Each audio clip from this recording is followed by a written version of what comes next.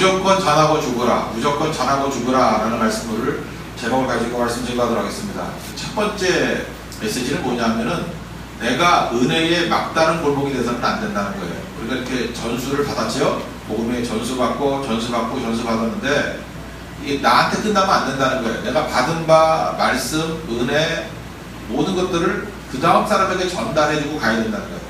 우리 한국에서 옛날 개념에 대가 끊기면 안 된다고 그런 거 있었죠. 대가 끊기면 안 된다. 그러니까 이 복음에도 대가 끊기면 안 되는 거예요. 여러분들 뭐 부모님에게 복음을 받았든지 누구 친구에게 받았든지 하여튼 전도 받아서 얘를 믿은 거 아니에요.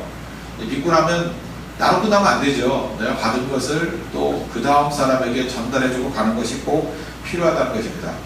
우리 사도행전은 성령의 임재에 관한 말씀인데 성령이 임하셨어요. 그 특징이 뭘까요?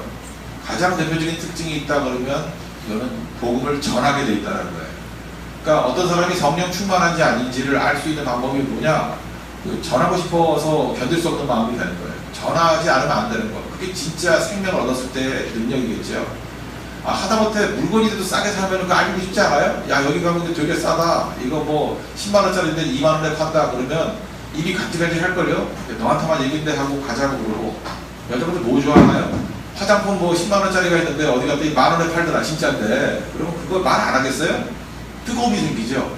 그죠? 그렇잖아요. 근데 복음은 그거보다 훨씬 더 큰 거잖아. 이건 죽고 사는 문제인데 생명의 문제에 대해서 내가 진짜로 생명이라고 받아들이고 변화가 됐다 그러면은 그거는 전하지 않을 수 없는 그런 능력이 임하게 된다는 것입니다. 그래서 복음 증거는 성경에서 한 번도 연습하라 그런 적이 없어요. 이거는 우리가 증인이기 때문에 증거하면 된다.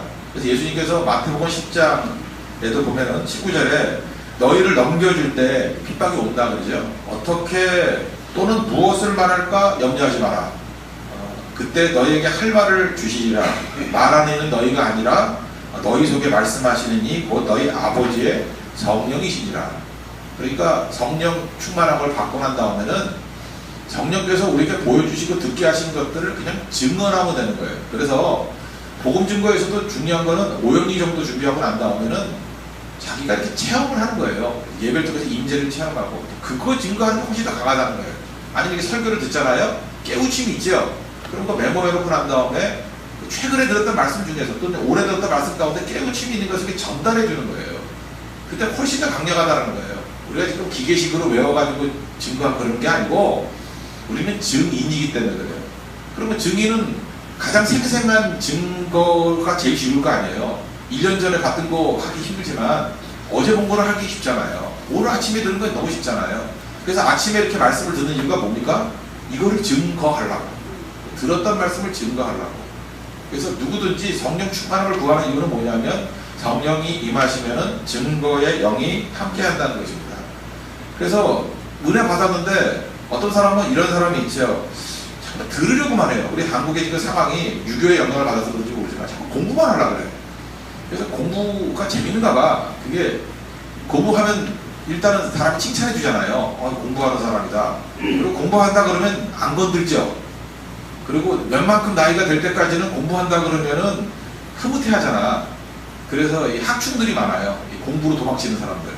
실제로 그렇게 많이 할 필요가 없는데 학생이라 그러면 대우도 해주고 그죠? 그러다 보니까 교회 와서도 마찬가지라고 해요. 배우는 사람이래. 배우려고만 해요. 배우는 게 얼마나 좋은 겁니까? 근데 배우려고만 하면 안 되죠. 들으려고만 하면 안 되죠. 깨우치고 난 다음에 확산이 필요한 거 아니에요. 근데 여기에서 문제가 된다는 거예요. 우리는 들으려고만 하고 은혜를 받으려고만 하고 전하려 하지 않는다는 거예요. 그러니까 사회 같은 거죠. 받으면 흘려보내야 되는데 받아서 끝내버리면은 다 증발해가지고 짬을 내버리잖아요. 그러니까 죽는 게 돼버리잖아요. 내가 사는 길이 뭐냐 하면 흘려보내는 거다. 그걸 잊지 말고 잘 전해야 된다는 것입니다. 그럼 뒤집어 얘기해서 그러면 내가 살아있기 위해서 필요한 건 뭐냐 하면 무조건 전하기 위해서 들으면 돼요. 제가 어떤 형제를 알고 있는데 여자친구가 예수를 안 믿어요. 그래서 여자친구 전도를 위해서 그렇게 애쓰더라고. 애쓰고 자기도 알아요. 그렇게 해서 결혼해서는 안 된다는 거. 그래서 애쓰고 있는데 하는 게 뭐냐 하면 설교를 들으면요 다 정리를 해요. 정리를 해가지고 오히려 설교보다 더 알아듣기 쉽게 여자친구에게 전해주고 설명해 주는 거예요. 그러니까 이 형제가 결국 그 자매하고 헤어졌어요. 아무리 전도다 해도 안 되는데. 근데 그 작업을 한 2년 하는 사이에 이 친구가 거의 사도 바울같이 돼버린 거예요. 말씀 정리를 얼마나 잘하는지, 말씀을 듣고 뭐 얼마나 그 깊이 들어가는지, 하나님께서 그 자매를 믿기로 해가지고 그 형제를 이렇게 성장시킨 거죠. 근데 그 형제가 그러더라고요.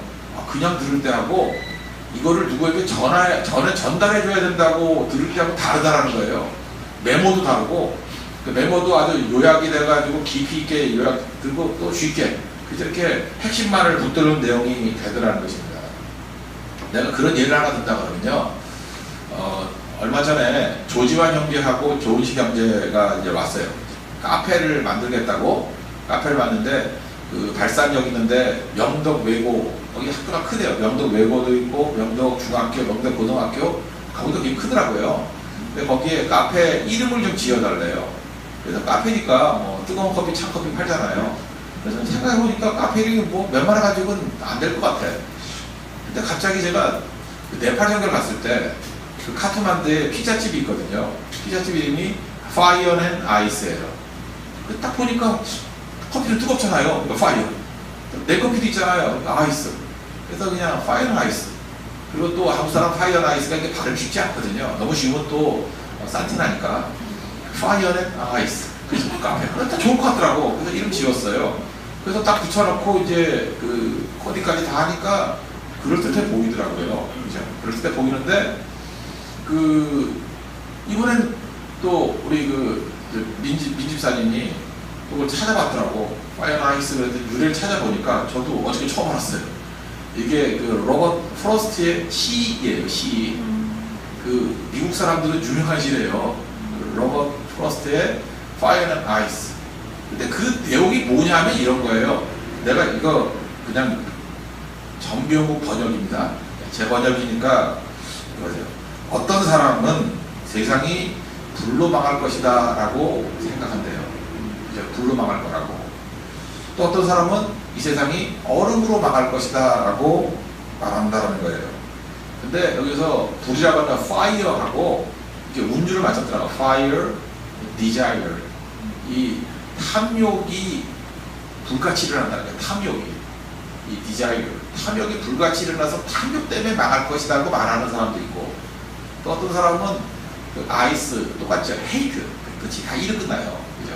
hate. 증오로 말미암아 얼음 같은 마음으로 세상이 망할 것이라고 생각한다는 거예요. 양자가 있다는 거예요. 세상 망하는 길은 탐욕으로 망하든지 증오로 망하든지. 근데 자기가 곰곰이 생각해 보니까 자기 생각으로는 탐욕으로 망할 것 같대요. 근데 또 한번 깊이 생각해 보니까 만약에 세상이 두 번 망할 거라고 생각하면 탐욕으로도 망하고 뭐 얼음 같은 증오로도 망할 것 같다, 그 얘기예요. 그러니까 이게 끝이에요. 그러니까 이 시가 우리에게 보여주는 건 뭐냐면은 인간의 문제성을 얘기하는 거죠. 인간이 탐욕이라는 극단, 뜨거움도 문제지만 불같은 탐욕, 또 하나는 이런 얼음 같은 증오도 이겨내지 않으면 소망이 없다라고 하는 일종의 메시지예요. 그러니까 이 로버트 프로스트의 이 시는 이 미국판 중용의 도구 같아요. 그죠? 극단을 다 버리고 이렇게 살면 안 된다라는 거, 그죠? 정리가 됐죠.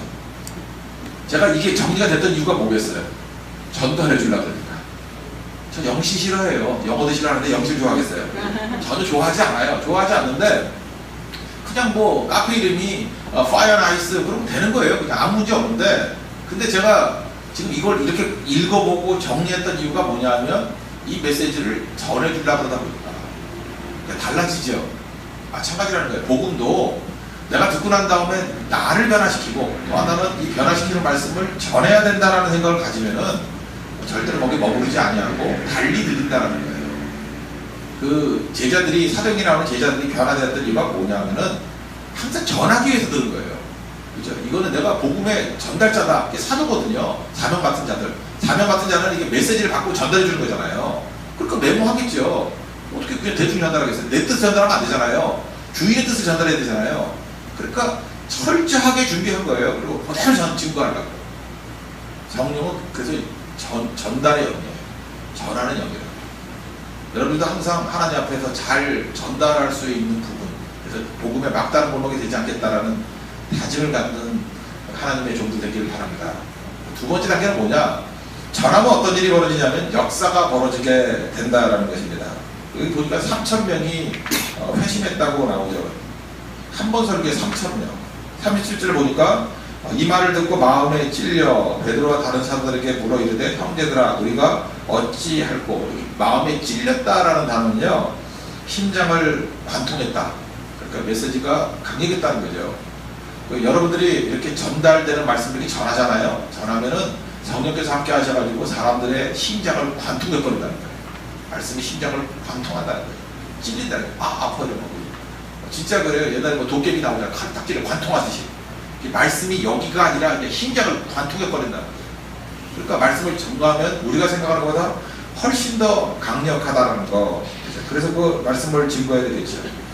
근데 우리가 심장을 관통하기 위해서 내가 먼저 심장이 관통이 돼야 되겠죠. 사람들이요, 예민해요. 아까도 얘기했지만 탐욕, 탐욕에 예민하고, 증오에 예민하고, 또 시기, 질투, 또 뭐 슬픔, 자기가 불쾌한 거, 자기가 무시당하는 거, 되게 예민해요. 그래서 조금만 뭐 이렇게 잘못해도 막 화를 내잖아요. 그죠? 예민하다고. 근데 자기 거에 대해서는 예민하면서 하나님의 감각은 예민하지 않은 사람이 되게 많은 것 같아요. 그렇게 예민한 사람이 하나님 말씀을 듣고 더 험한 거예요. 그죠? 근데 진짜 하나님 말씀을 가지고 우리가 마음이 찔리는 종들이 돼야 된다고. 하나님 말씀에 예민한 사람. 내가 먼저 하나님 앞에 관통돼서 예민해진다 그러면 우리 제일 강하겠죠. 근데 그거 언제 그런 일이 벌어지겠어요? 사랑할 때. 그죠? 예를 들어서 엄마라 그러면 아기가 사랑하잖아요. 아기 사랑하니까 아기가 왜 우는지 예민하죠. 그러니까 엄마가 되는 거죠. 저는 엄마도 아니고 아빠도 아니고 목사잖아요. 근데 별로 안 예민한 것 같아요. 어제 딴티 갔더니 그 애기가 있는데 예승이가 있는데 난 별로 안 예민했어. 그냥 뭐 애기가 보다 이랬거든요. 근데 그 아빠는 다르더라고요. 기분이 되게 좋은 거래. 좋은 거겠지 뭐. 저는 그랬거든요. 근데 엄마는 얘가 지금 굉장히 기뻐하는 거래. 애가 그럴 거지 뭐. 근데 나는 차이를 못 느꼈어요. 뭐 한 20분 사이에 똑같았거든. 나는 걔가 그냥 예승이가 예승이지 뭐. 근데 아빠나 엄마는 거기에 그 약간의 차이점을 다 읽어내더라고요.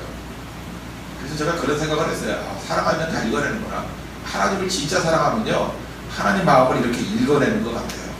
그래서 하나님 마음에서 예민하게 읽어내고 하나님의 기쁨이 뭔지 하나님의 슬픔이 뭔지 그래서 슬퍼하는 일 하면 안 되겠고 하나님 기쁨에 충성을 다하는 그런 정도이길 바랍니다.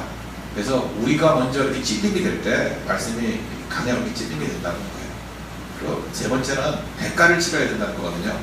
저는 목사니까 맨날 이런 구절을 보면 저도 욕심이 있잖아요. 하나님 이게 초라하게 살고 싶지 않습니다. 베드로는 한 번 설교해서 3,000명이 회개됐다 그러는데 우린 뭡니까? 3,000명도 안 모이니 이게 뭡니까? 그죠? 뭐 이런 생각 들잖아요. 3,000명커녕 3명도 변화가 안 되고 뭐 날마다 뭐 믿는 자가 더한다 그러는데 우리는 날마다 믿는 자가 줄어드는 것 같고 한국 그렇잖아요. 느낌이 그렇잖아요. 그래서 이런 본문을 보면서 하나님 이런 능력을 주십시오 라고 생각했는데 그 반대로 생각을 해봤어요.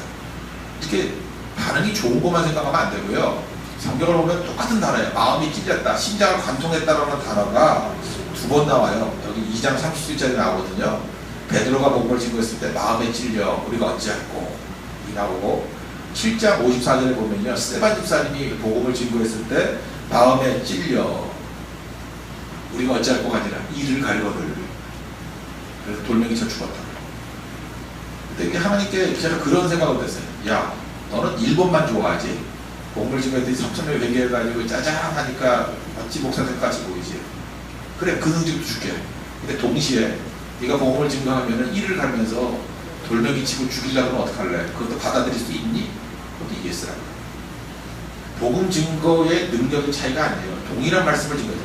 그리고 베드로는 하나님의 종이고 뭐 스데반은 하나님의 두 번째 종이에요. 그것도 아니에요. 똑같은 거라고. 베드로도 하나님의 종이고 스데반도 충분히 하나님의 종이었는데 전하는 메시지가 달랐던 게 아니에요. 듣는 청중이 다른 거예요. 듣는 사람의 태도가 다른 거야. 듣는 사람들의 태도가 좋으니까 회개가 나오는 거고 태도가 나쁘니까 돌멩이 들고 죽이겠다 나오는 거예요. 그렇다는 얘기는 우리가 복음을 증거할 때 두 가지를 다 못 보게 돼요.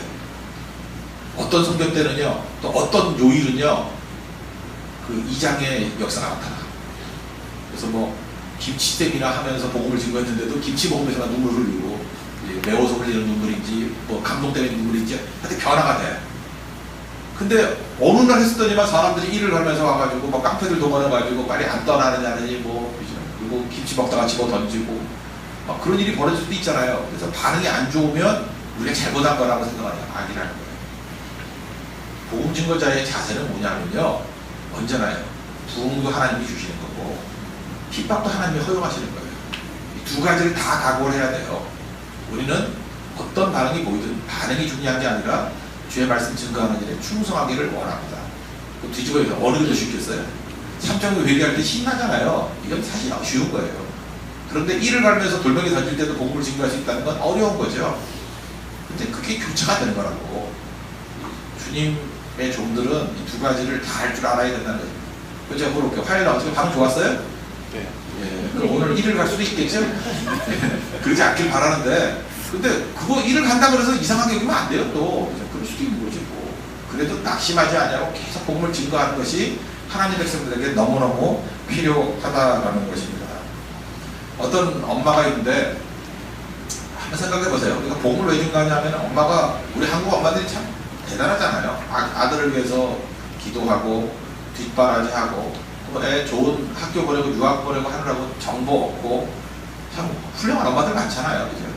훌륭하죠. 훌륭하지 않겠어요. 근데 진짜 자녀를 사랑한다 그러면 한번 생각해보세요. 내 문제 말고 내 아들이 있고 내 딸이 있어요. 걔 오늘 죽으면 천국 갈까요? 우리는 영적인 문제에 대해서 관심을 안 갖는 것 같아요. 좀 덜 갖는 것 같아요. 내 문제 말고요. 그냥 내 문제 둘째치고 사랑하는 내 자녀, 내 우리 부모님들 오늘 당장 죽으면 천국 갈까요? 뒤집어요. 그 자녀에게 믿음이 있나요? 예수님에 대한 믿음이 있나요? 믿음 없으면은 구원 못 받잖아요. 믿음이 있나요? 그 질문이 있다 그러면 좀 달라지겠죠. 우리가 뭘 증거해야 될지. 그죠? 그래서 그걸 윽박지르면 또 안 돼, 갑자기. 그럼 계속해서 믿음 어떻게 생겨요? 하나님의 임재를 체험해야 되잖아요. 예배 가운데 와야 되고, 믿음은 들으면서 난다니까, 듣고. 또 우리가 할 일은 뭐예요? 주님 저들에게 믿음을 달라고 기도하고. 그럼 달라지겠죠. 저는 이렇게 생각해요. 사랑하십시오. 사랑이 얼마나 우리에게 중요한 거예요. 우리 사랑하는 사람들이 기본적으로 다 있어요. 사랑하는 사람들에게 제일 좋은 거 주십시오. 그거는 구원밖에 없어요. 그죠? 저는 대만에 오면 마음이 편하고 대만을 정말 사랑하는 것 같아요. 제가 25년을 왔는데 대만이 너무너무 좋아요. 대만을 사랑하니까. 난 대만에 대해서 그래요. 중국보다 잘 살게 해달라, 안전하게 해달라. 그런 기도보다도 그냥 예수님 잘 믿고 구원받았으면 좋겠어요. 그거보다 큰 도움이 어딨겠어요. 그리고 대만에서 막 부흥이 일어났다는 소식이 들리고, 대만에 있는 많은 교회들이 선교사를 파송한다는 소식이 들리고, 얼마나 기쁘겠어요, 그게. 우리 자녀들이 그런데 쓰임받는다고 얼마나 기쁘겠냐고. 하나님 앞에서 우리가 가장 중요한 그 구원의 문제를 한번 닫았으면 좋겠다는 생각이 들고요. 그렇다고 하면 우리는 마찬가지죠. 더 나의 구원의 문제에서도 그 얘기를 드려야겠죠. 하나님, 내가 오늘 당도 죽는다 할지라도 구원받는 백성, 확실한 거죠. 예수 믿으면 되니까 믿고 변화되기를 원합니다. 38절에 보니까 여기 세례를 받았다 그랬죠. 세례를 받았다. 우리는 많은 순간에 세례를 의식이라고 생각하는데 세례는 의식이 아니고요. 여기 보세요. 3,000명이 예수를 믿었어요. 그리고 그날 세례를 받았죠. 세례는 뭐하고 똑같느냐 하면은 내가 예수님과 하나가 되었고 예수님 내 주인이 되었습니다라고 하는 공개적인 선언이에요. 그래서 세례하고 가장 비슷한 게 뭐냐라고 얘기하면 저는 결혼식이라고 생각해요. 남녀지간에 살 수 있어요. 남녀지간에 이렇게 사랑해요. 그렇죠? 사랑한다고. 근데 어떤 남자가 사랑한다고 하는데 결혼식은 하지 말자. 그냥 살자. 그리고 동거라 그러나? 그러면 그거 기분 좋게 여기는 여자 있다. 요즘에 또 그걸 기분 좋게 여기나? 그건 남들에게 알려지기 싫다는 거 아니에요. 동거는 물론 사실적인 결혼이지만 이건 이상하잖아요. 그죠? 왜 우리가 부끄러운 관계에 왜 알리지 않으려고 그러세요? 그렇게 항의를 해야죠. 예수 믿는 거를 부담스럽게 여기는 사람이 있어요. 그래서 그냥 예수님 우리가 동거해요. 그거 아니거든요. 이게 세례는 결혼식이에요. 두 사람과의 서약뿐만 아니라 만천에 알리는 거예요. 나 이 사람의 남편입니다. 이 사람의 아내입니다. 예수님이 나의 주님이십니다. 숨어서 믿는 거 아닌 게 세례예요. 세례는 숨어서 주는 거 아니에요. 세례는 내가 하나님의 자녀가 되었다는 것을 알리는 거라고. 그렇다고 하면 여러분들 세례 정신이 뭔지 알겠죠? 하나님께 받은 바 은혜와 내 신분에 대해서 알리는 거예요. 숨기는 거 아니고 알리는 거야. 세례자입니다. 그러니까 예수님이 나의 주인이시고 예수님과 결혼했습니다. 알리는 거예요. 또 하나의 의미가 또 죽음도 있어요. 예수님과 함께 죽었다는 이게 죽음의 의미도 있어요. 근데 오늘 포인트는 결혼만 얘기할게요. 그런 의미에서 여러분들 예수님과 결혼한 사람들이죠. 그래서 예수님 나의 남편 되시고 나의 사랑 되시고 다 증거하는 종이 되기를 원합니다. 라는 것들을 선언하기로. 그래서 우리가 할 일은 뭐예요? 세례예요. 그 세례 받으면 하나님이 주시는 그 남편이 주는 뭐라 그럴까 이렇게 뭐 선물? 뭐 바지 정도가 아니라 이렇게 부자니까 뭘 줄 거 아니에요? 그게 성령이에요. 성령을 선물로 주시기. 세례가 뭐예요? 세례 받는 것도 있지만 내가 공개적으로 예수님이 나의 주님이십니다. 나의 은혜의 남편 되십니다. 라고 공개적으로 여러분들이 자신있게 외치고 다니면은 하나님께서 우리에게 제일 좋은 선물을 주신다는 거예요. 성령을 주신다는 건 다 주신다는 거예요. 가장 좋은 거 다 주신다는 거예요. 그래서 우리는 성령의 선물을 받고 살아가는 존재라는 거예요. 그런 승리가 있는 믿음의 종도 되기를 바랍니다. 네, 우리 말씀 듣고 한번 기도하도록 하겠습니다. 이 시간에 하나님, 내가 복음의 막다른 골목이 되지 않기를 원합니다. 꼭 전수되기를 원합니다. 그 다음에 두 번째, 복음을 전하면은 역사가 벌어진다니까요. 역사가 벌어진다. 찔림이 있고 회개가 있다. 그리고 세 번째는, 그러나 그것만 있는 게 아니라 또 일을 가는 사람들 있죠. 어떤 것이 됐든 간에 대가를 치르기를 원합니다. 그죠? 대가를 치르는 것 중에 제일 중요한 게 뭐예요? 우리는 결혼했습니다. 예수님과 결혼했습니다. 성령이 있습니다. 하면서 주님을 선언하며 살아가는 인생이라고. 오늘도 예수님 안에서 우리가 복음 증거하면서 이 전제를 가지고 역사가 벌어지는 인생, 또 대가를 치르는 인생 될 수 있도록 우리를 지켜달라고 다시 한번 간구하겠습니다. 하나님 아버지, 주의 종들